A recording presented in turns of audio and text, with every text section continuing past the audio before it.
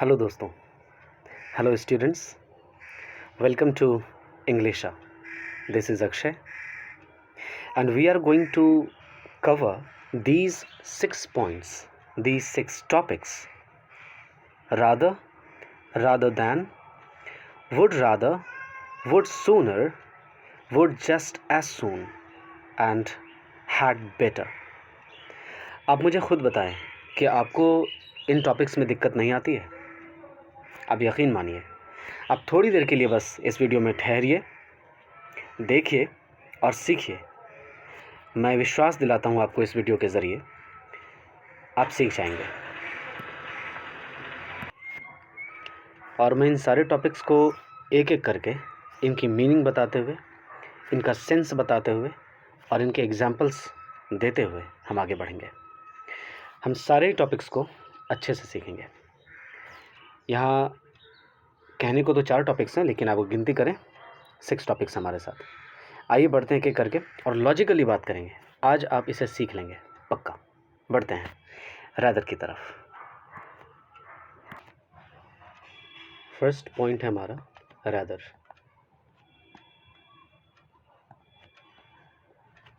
Rather की meaning क्या है, इसे आप ध्यान से समझें।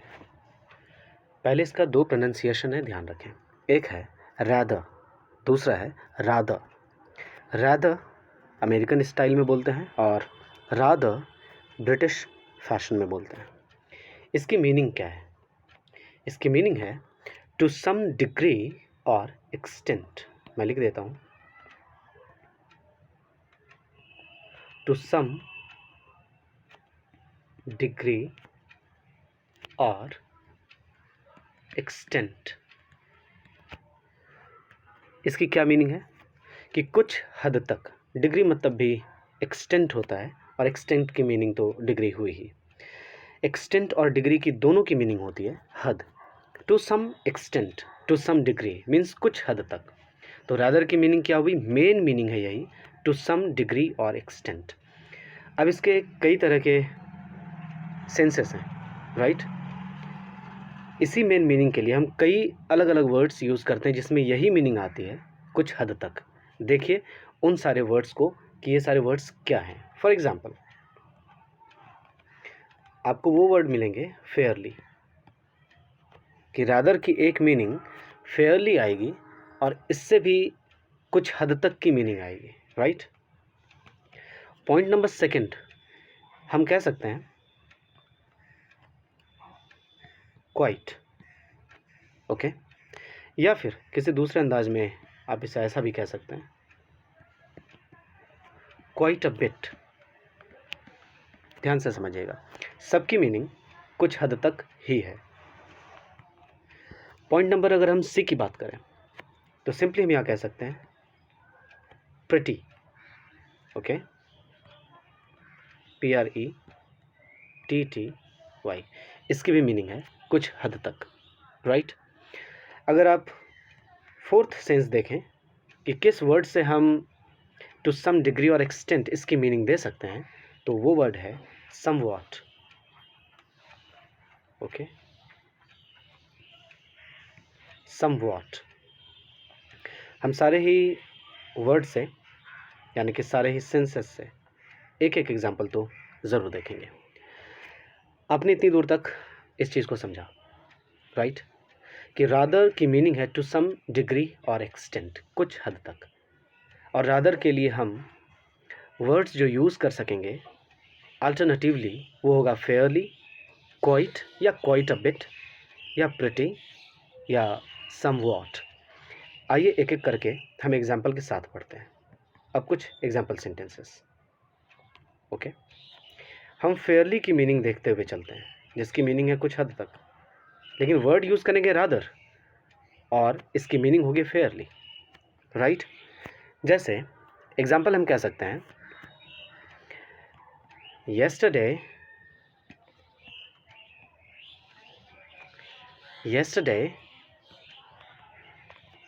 was a rather hot day. yesterday was a rather hot day. मतलब कल कुछ हद तक गर्म दिन था।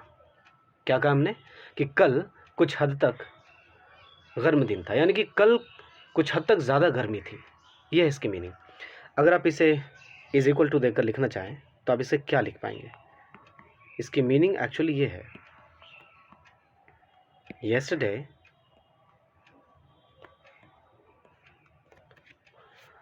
was a fairly hot day, full stop, bracket close.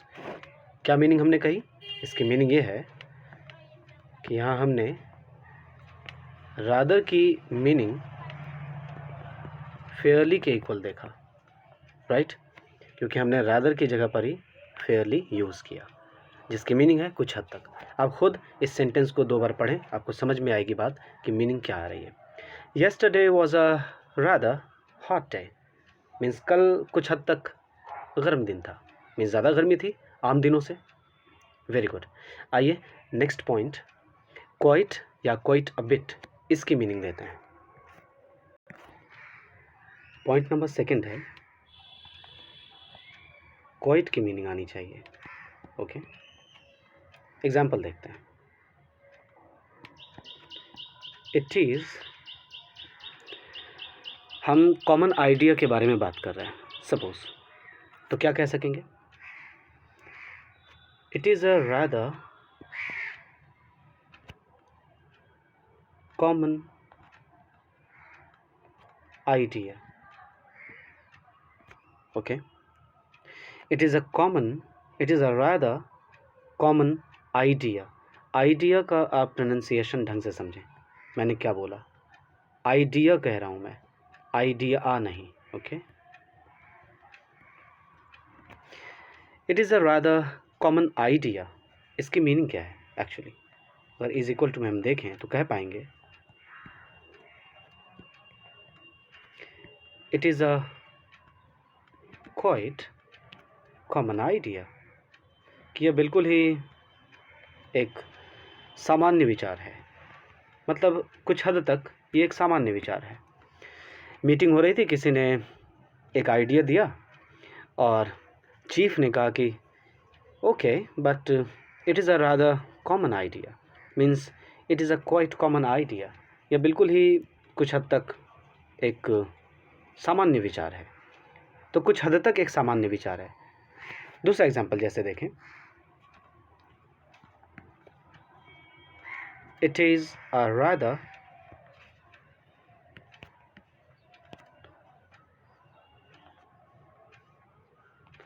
Common flower.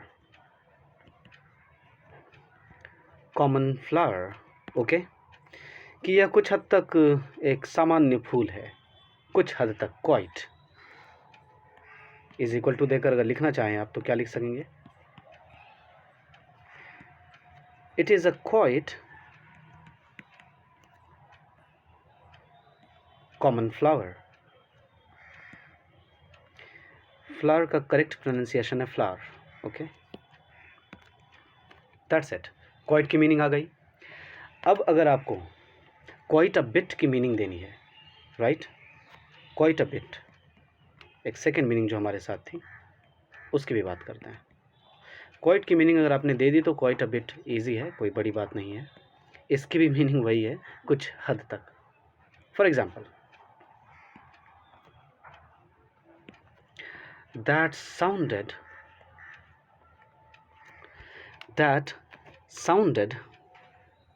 rather, इसके बाद आप rather कहें, like thunder। समझिएगा, that sounded rather like thunder, इसकी मीनिंग क्या है? इसकी मीनिंग है that sounded quite a bit, कुछ हद तक, quite a bit like thunder. समझा आपने कि that sounded rather like thunder. कोई चीज़ है, आवाज़ हुई है उसकी, तो उसने आवाज़ की है लगभग कुछ हद तक बिजली जैसी, बिजली कड़कने जैसी आवाज़ हुई थी कुछ हद तक, ये कहने की मीनिंग है। दूसरे अंदाज में आप कह रहे हैं सिर्फ that sounded quite a bit like thunder. Yes, suppose दो लोगों के बीच बातचीत चल रही है, या फिर दो बच्चों के बीच बातचीत चल रही है, और एक बच्चा थोड़ा सा डर गया किसी चीज़ की आवाज़ होने से, और उसे लगा कि जो चीज़ आवाज़ की वो बिजली जैसी, वो बिजली कड़कने जैसी आवाज़ थी कुछ हद तक, लगभग। उसी अंदाज में वो बच्चा कह रहा है that sounded quite a bit like thunder, oh my God. समझ में आया आपको? तो ठीक है, हम आगे बढ़ते हैं पॉइंट नंबर सी की तरफ। थर्ड सेंस है प्रिटी की। मीनिंग एक ही है कुछ हद तक, लेकिन एग्जाम्पल देखते हैं। फॉर एग्जाम्पल, इट्स लिखा मैंने, इट्स गेटिंग लेट या it's getting dark.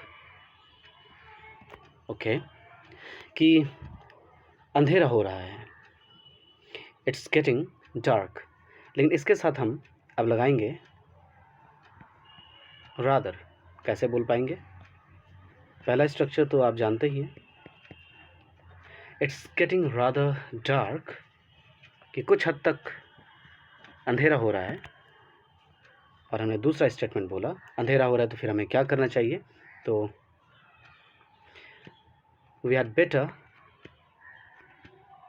Go home, कि हम लोगों को घर चलना चाहिए। It's getting rather dark, we had better go home. ध्यान रहे कि वी के बाद अपॉस्ट्रोफी और डी जो हमने यहाँ लिखा है, ये वी हैड एक्चुअली, क्योंकि हैड बेटर एक एक्सप्रेशन हमने देखा है। हैड बेटर की भी मीनिंग आपको यहाँ कुछ समझ में आ रही होगी। आइए इसको हम लोग इज इक्वल टू के सेंस में देखते हैं। हमने क्या कहा है एक्चुअली? हमने ये कहा इट्स गेटिंग प्रिटी डार्क। देखा आपने, रादर की जगह हमने क्या यूज़ किया? प्रिटी, मतलब कुछ हद तक एक ही बात है। It's getting pretty dark, we had better go home. Okay, we had better go home. तो हमने यहाँ पर रादर की मीनिंग प्रिटी देखा, राइट? आइए नेक्स्ट टॉपिक यानी नेक्स्ट सेंस इसमें समवॉट का है, हम उसकी तरफ बढ़ते हैं। कि रादर का ही इस्तेमाल होगा, लेकिन कौन से वर्ड आप इस्तेमाल कर सकते हो उसके बदले? Alternatively somewhat. समवॉट की मीनिंग आप जानते हैं कुछ हद तक। एग्जाम्पल कुछ ऐसा है कि वेट कीजिएगा, it was a rather serious condition। समझिएगा इसे आप, it was a rather serious condition is equal to में क्या समझ सकते हैं इसे? It means that it was a somewhat serious condition, कि वह कुछ हद तक एक विचारणीय, सोचनीय स्थिति थी, सीरियस गंभीर स्थिति थी। It was a somewhat serious condition. So अभी तक में हमने 4 सेंसेस में देखा कि रादर का क्या क्या इस्तेमाल हो सकता है। क्या आपने अभी तक में एक भी बार सोचा कि रादर का पार्ट ऑफ स्पीच एक्चुअली क्या है, मतलब इसका ग्रामेटिकल प्रोफाइल क्या हो सकता है? आइए इसे शुरू के सेंस से समझते हैं। It's very interesting. ओके, देखिए कैसे समझेंगे कि रादर का पार्ट ऑफ स्पीच क्या है।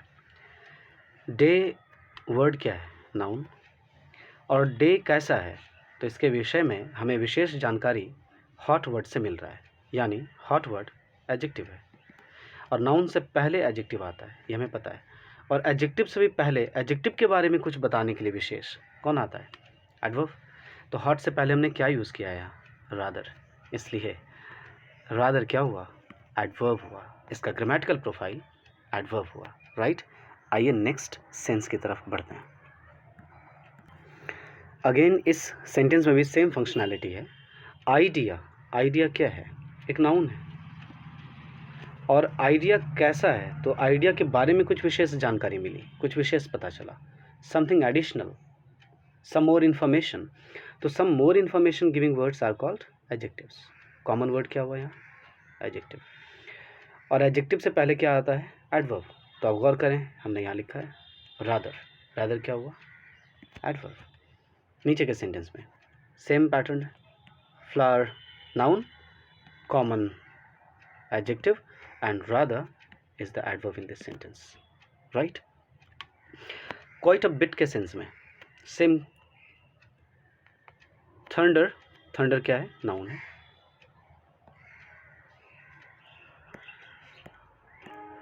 अब लाइक की बात अब समझ लें। यहाँ पर मैं भी पहले कह देता हूँ आपको कि लाइक एडजेक्टिव है यहाँ पर। अब एडजेक्टिव है लाइक, तो एडजेक्टिव की क्या मीनिंग होगी, राइट? क्योंकि लाइक के कई ग्रामेटिकल प्रोफाइल्स हैं। सबसे पहले लाइक एक वर्ब है, I like you, really I like you. आप हमारे वीडियोस देखते हैं और सीखते हैं और सब्सक्राइब करते हैं, आगे बढ़ाते हैं, ताकि हम लाइव आ सकें और फिर आपको ज़्यादा से ज़्यादा अच्छी जानकारी मिल सके। Anyway, so like is a verb first, okay. Like एक प्रेपोजिशन भी है, लाइक एक एडजेक्टिव भी है, लाइक नाउन भी है, लाइक कंजंक्शन भी है। अगर आपको सबकी मीनिंग जाननी हो तो प्लीज़ मुझे बताइएगा कमेंट सेक्शन में आकर, मैं लाइक से एक वीडियो बना दूंगा, राइट? आपको बहुत मदद मिलेगी। लाइक की मैं यहाँ एडजेक्टिव की मीनिंग पहले बता दूं, बाकी मीनिंग नेक्स्ट वीडियो में। लाइक अगर एडजेक्टिव है यहाँ पर, तो इसकी मीनिंग है having the same or similar qualities, okay. Having the same or similar qualities means having the same qualities of thunder, कि बिजली जैसी ही क्वालिटी हो। Having the similar qualities of thunder, ये तरीका है। That's why like is an adjective here, because it has the meaning of having the similar qualities of something. किसी चीज़ की सिमिलर क्वालिटी रखने की सेंस है इसमें, की मीनिंग है इसमें, इसलिए लाइक यहाँ पर एडजेक्टिव है। और एडजेक्टिव से पहले adverb, very good. So rather is an adverb in this sentence too. Next की तरफ बढ़ते हैं। प्रिटी के सेंस में गौर कर लें आप, डार्क क्या है, एडजेक्टिव है, राइट? और एडजेक्टिव से पहले क्या आता है, एडजेक्टिव की मॉडिफिकेशन करने के लिए, विशेषता बताने के लिए रादर यानी कि एडवर्ब आता है। सो यहाँ रादर आया हुआ है इसलिए एडवर्ब है, रादर भी यहाँ पर एडवर्ब ही है। नेक्स्ट है, सेम बात है। आइए सबसे नीचे वाले sentence, it was a rather serious condition means it was a somewhat serious condition. So condition is a noun, right? और कंडीशन कैसा है भाई, तो सीरियस है, इससे पहले एडजेक्टिव। और इस सीरियस के बारे में भी हमें क्या पता चला, कुछ हद तक। तो पहले क्या आया हुआ है, रादर आया है। रादर क्या है यहाँ पर, एडवर्ब। आप समझ गए ना? आप इसी तरह आगे भी बने रहें, मैं आपको अब नेक्स्ट टॉपिक समझाता हूँ, रादर दैन। स्वागत है सेकेंड टॉपिक में, और second topic is rather than. बहुत मज़ा आएगा, आप बिल्कुल अच्छे से सीख जाएंगे। रादर दैन की मीनिंग होती है इन प्लेस ऑफ, ओके। क्या कहा मैंने, इसकी मीनिंग है in place of. In place of क्या, तो in place of something, okay. ये स्टैंडर्ड वे है लिखने का या कहने का। In place of something or someone, right. In place of को ही हम कहते हैं instead of. Instead of same meaning है। Stead means place. ध्यान रखिए, बहुत लोग इसे स्टीड पढ़ते हैं, गलत है। स्टीड नहीं पढ़ा जाता है, इंस्टेड पढ़ा जाता है। Instead of something or someone, किसी चीज़ या किसी इंसान के बदले, क्या कहें, उनकी जगह पर। यही मीनिंग है रादर दैन की। कितना आसान था ना। आइए एग्जाम्पल की तरफ बढ़ेंगे तो ज़्यादा सीखेंगे। एग्जाम्पल लेते हैं।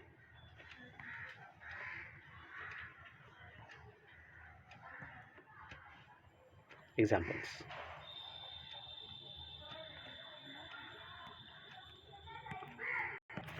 For example,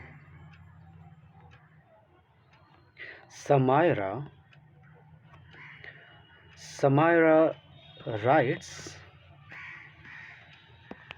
at a tablet rather than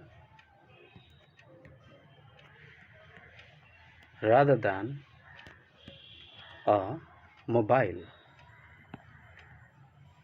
कि समायरा टैबलेट पर लिखती है मोबाइल की जगह पर। कहने की क्या मीनिंग है इसकी, ये कि Samaira writes at a tablet, at a correct है, एट ही होगा। Samaira writes at a tablet in place of a mobile। Okay, या आप कह सकते हैं Samaira writes at a tablet instead of a mobile. Both are correct.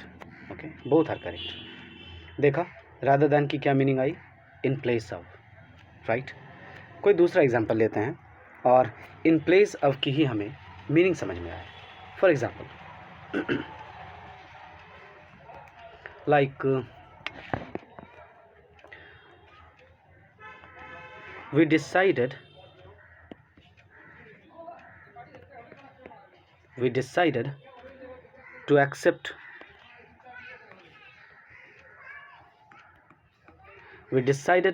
to accept the offer rather than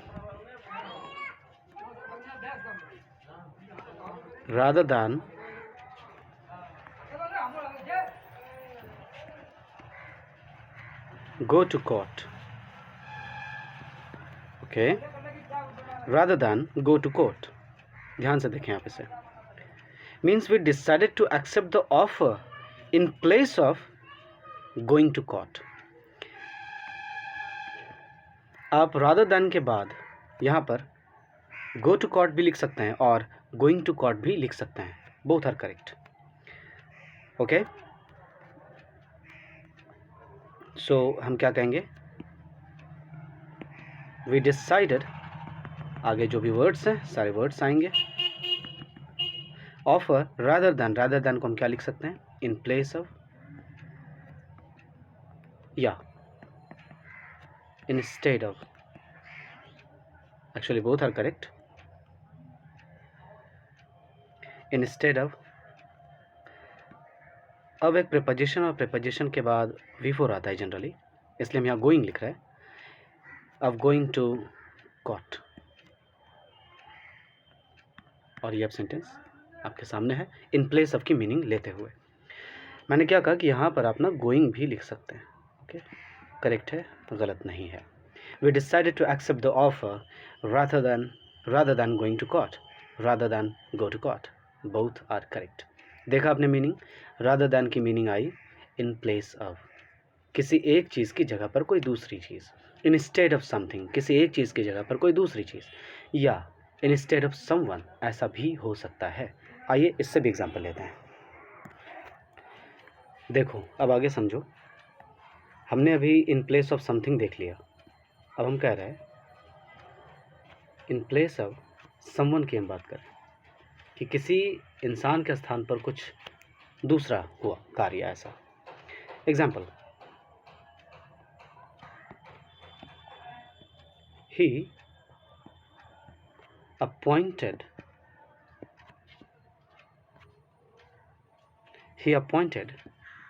Jack rather than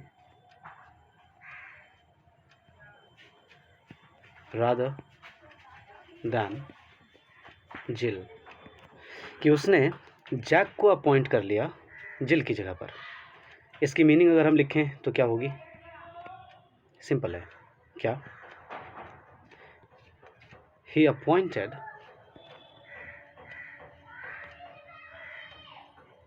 appointed Jack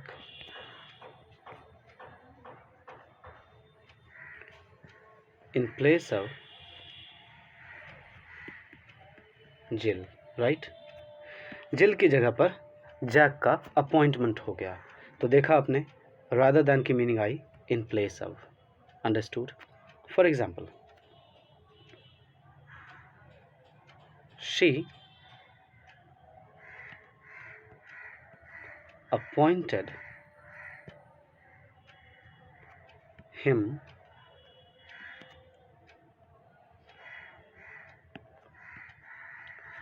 rather than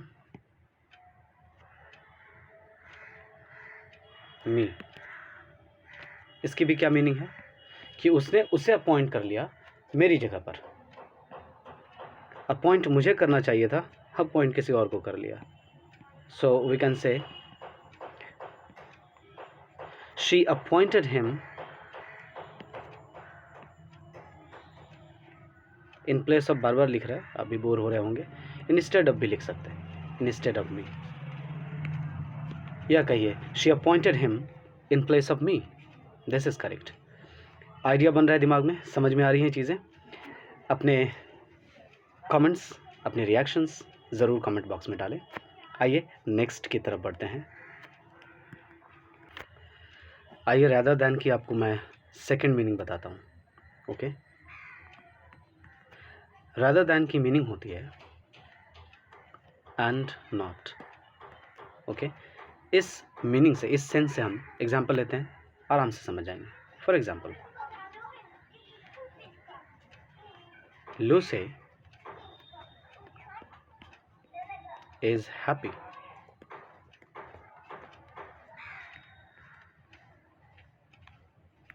rather than sad। Very good. Meaning क्या है सामने कि Lucy is happy and not sad. And not को एक जगह लिखता हूँ ताकि दिमाग में कॉन्सेप्ट आए। देखा आपने, Lucy is happy and not sad. Okay, and not की ही मीनिंग लेते हैं। और कोई दूसरा एग्जांपल, सपोज कि his girlfriend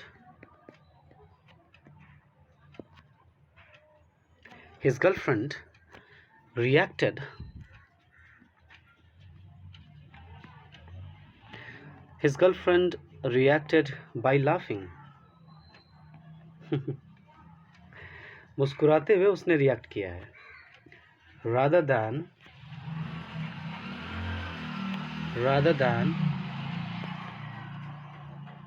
by getting upset।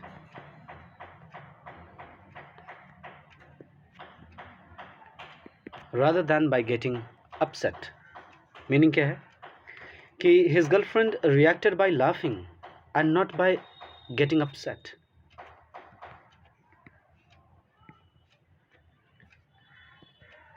his girlfriend,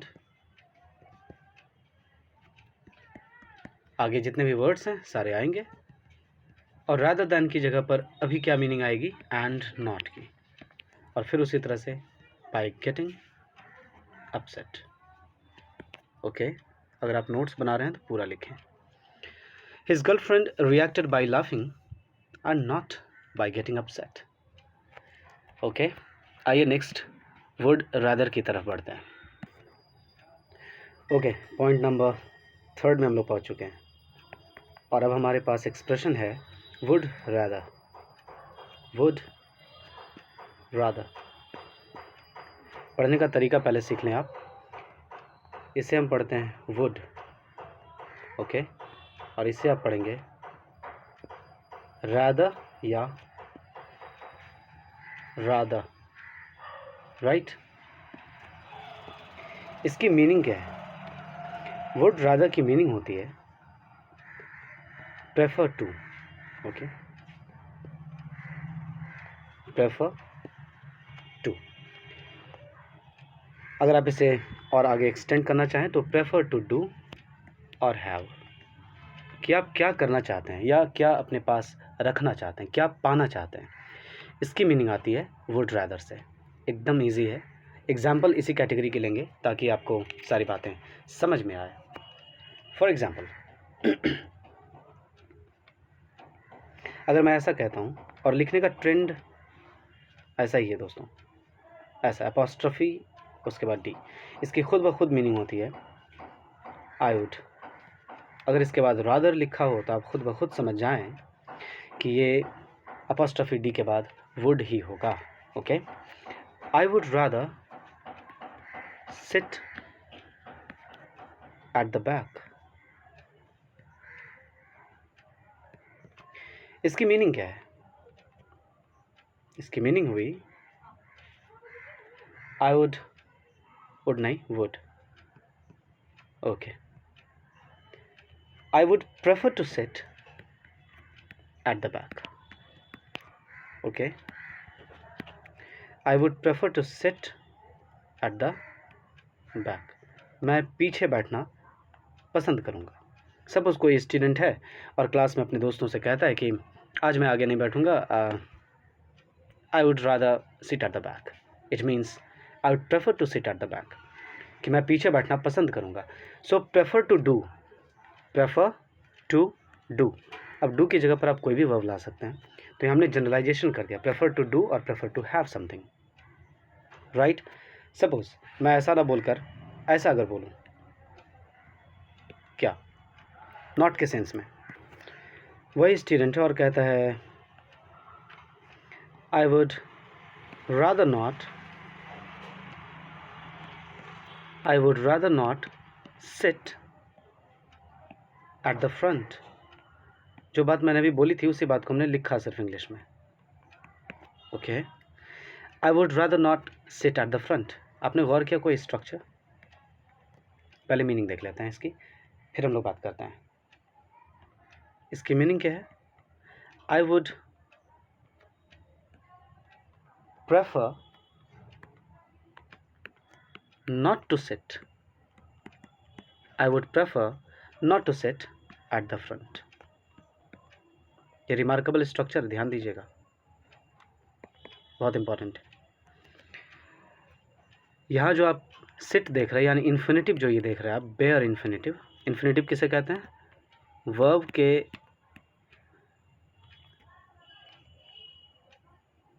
yes, हमने क्या लिखा? Infinite, infinitive, okay.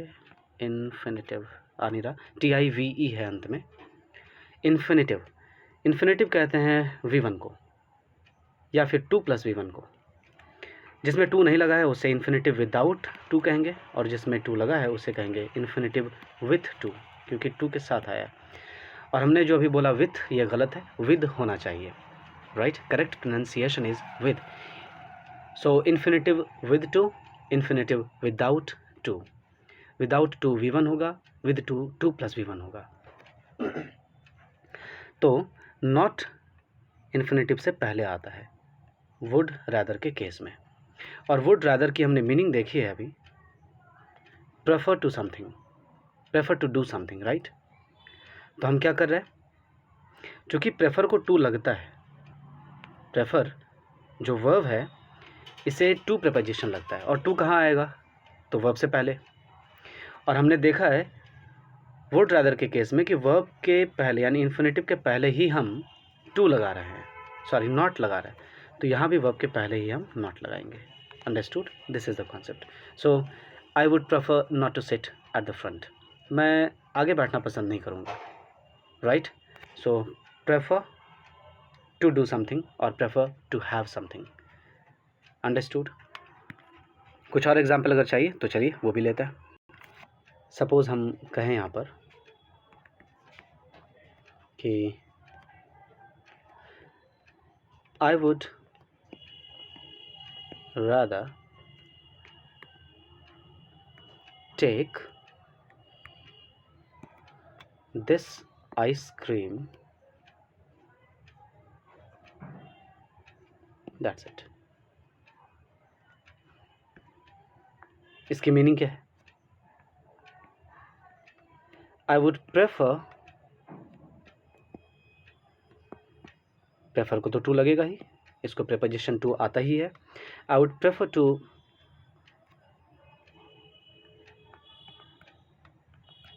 हमने यहाँ दैट लिख दिया है. आई वुड रादर दैट नहीं होगा, टेक लिखना था. टेक हमने शायद बोला है. Okay. I would rather take this ice cream. So यहाँ कहेंगे I would prefer to take this ice cream. Okay. Understood. I would prefer to take this ice cream. इसकी मीनिंग है कि मैं यह आइसक्रीम लेना पसंद करूँगा. सो आप ऐसे भी कह सकते हैं I would rather take this ice cream. Okay. Next meaning की तरफ बढ़ते हैं. Would sooner. और बहुत ही कमाल की बात अभी बताऊँगा, आगे बने रहिए. कमाल की बात मैं आपको ये बताऊँ कि वुड रादर वुड सूनर ही है. ओके. और ये would sooner would just as soon ही है. अब आपके पास इतनी सारी स्टाइल्स है, इतने सारे फैशन हैं, आप किसी फैशन को भी अटेन कर सकते हैं, किसी भी फैशन को आप यूज़ कर सकते हैं और अपने मन मुताबिक सेंटेंस को कहिए. Would rather is equal to would sooner is equal to would just as soon. और हमने अभी वुड रादर की मीनिंग देख ली है. क्या मैं आपको फिर से रिपीट कर देता हूँ. वुड रादर की मीनिंग हमने देखी थी प्रेफर टू. इसे आप ऐसा भी कह सकते हैं वुड प्रेफर. सिंपली कुछ ना आए समझ में तो बस इतना ही याद रखिए आप. Would prefer and this is quite right, don't worry. Okay. Would rather is equal to would prefer. आइए वुड सूनर से हम लोग एग्जाम्पल लेते हैं और आगे बढ़ते हैं. टॉपिक है वुड सूनर. कैसे हम वुड सूनर को वुड रादर के कॉन्टेक्स्ट में यूज़ कर सकते हैं, इस बात को आप गौर से समझें. For example, gym would sooner. इसकी मीनिंग कि gym would rather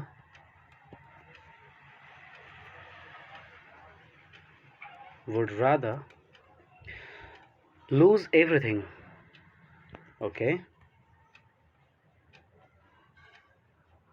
Lose everything than admit that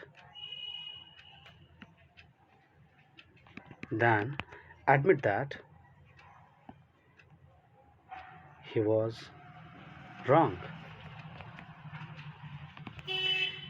कि जिम हर कुछ खोने के लिए तैयार है, सिवाय ये एडमिट करने की कि वह गलत था.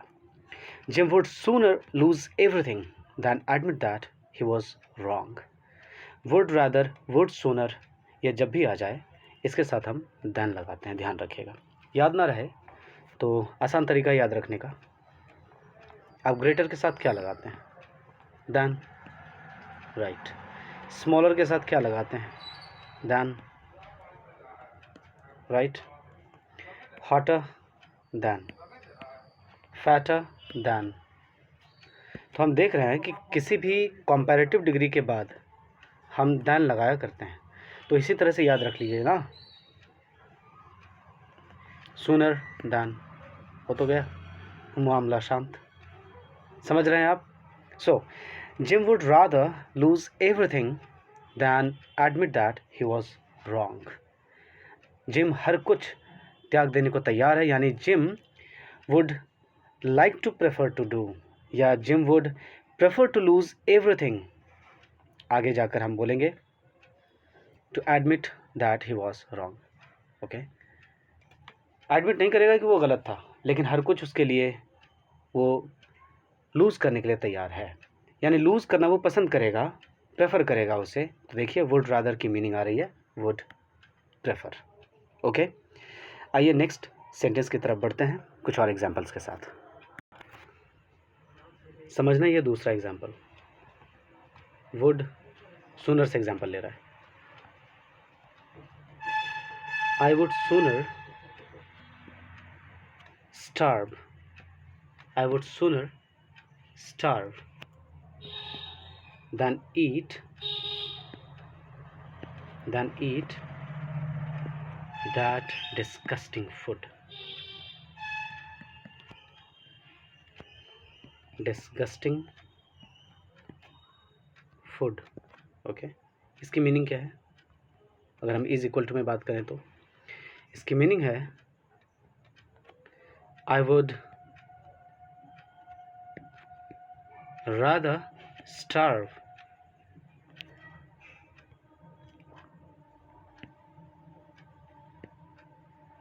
than eat that disgusting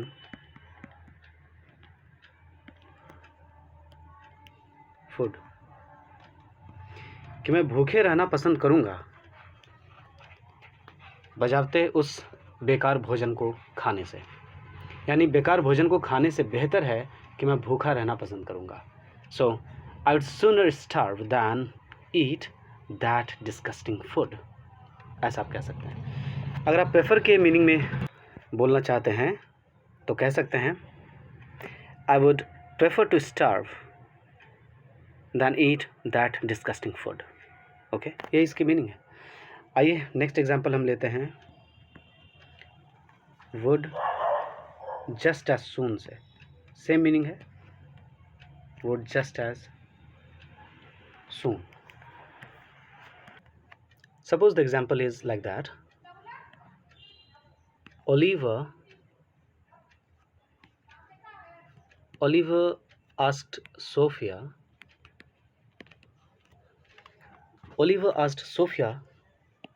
to come with him.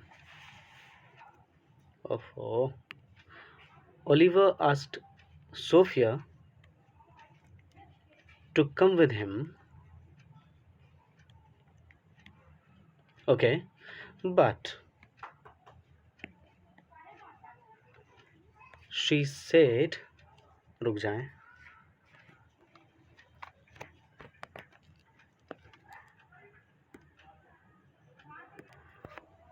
but she said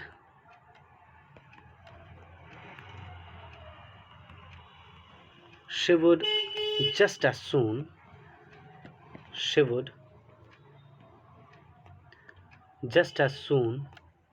stay home. कितना कमाल का सेंटेंस है जस्ट एज सून के साथ, आप इसे ध्यान से समझें।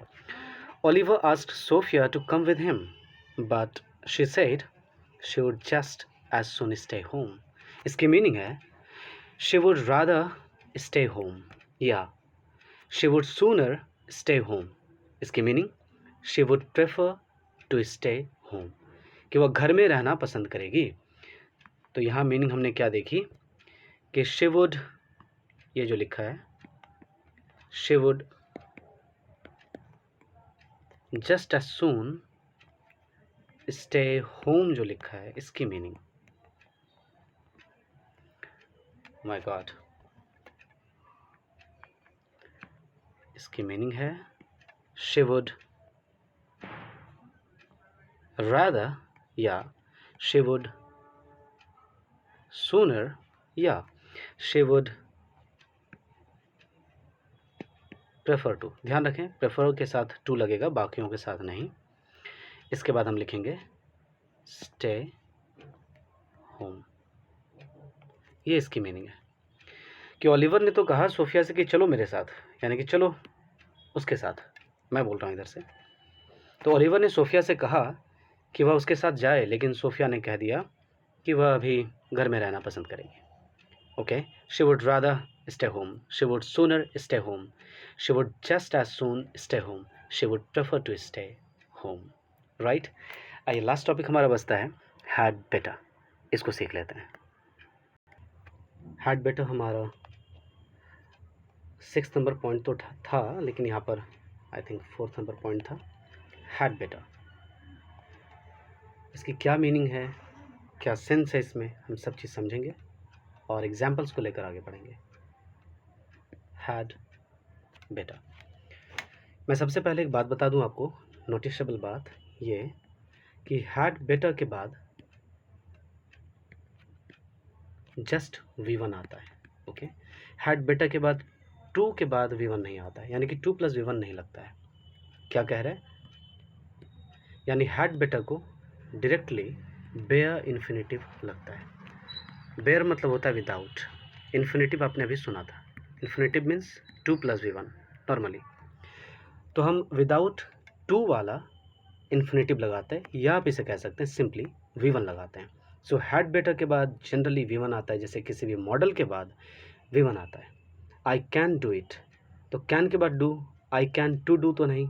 उसी तरह से आई हैड बेटर गो, मुझे जाना चाहिए। चलिए यहीं से शुरू करते हैं। मैंने भी क्या कहा, I had better go, I had better conclude, अब मुझे कंक्लूड करना चाहिए अपने क्लास को। आई हैड बेटर क्लोज, अब मुझे बंद करना चाहिए। तो ये जो मैं कह रहा हूँ हैड बेटर डू समथिंग, इसकी मीनिंग है कि I should do that very thing. Right, तो हम पूरी डिटेल में मीनिंग लिख देते हैं आपके लिए कि अगर आप ऐसा कहते हैं, if you had better do something, if you had better do something, it means that you should do it. Okay, if you had better do something, you should do it. अगर आप इस स्ट्रक्चर में ऐसे बोलते हैं कि had better के बाद आप कुछ कर रहे हैं, तो इसकी मीनिंग है कि उसे आपको करना चाहिए। चलिए यहीं से एग्जांपल हम लेते हैं। For example, it's getting dark, it's getting rather dark, ये भी आपने भी पढ़ा है।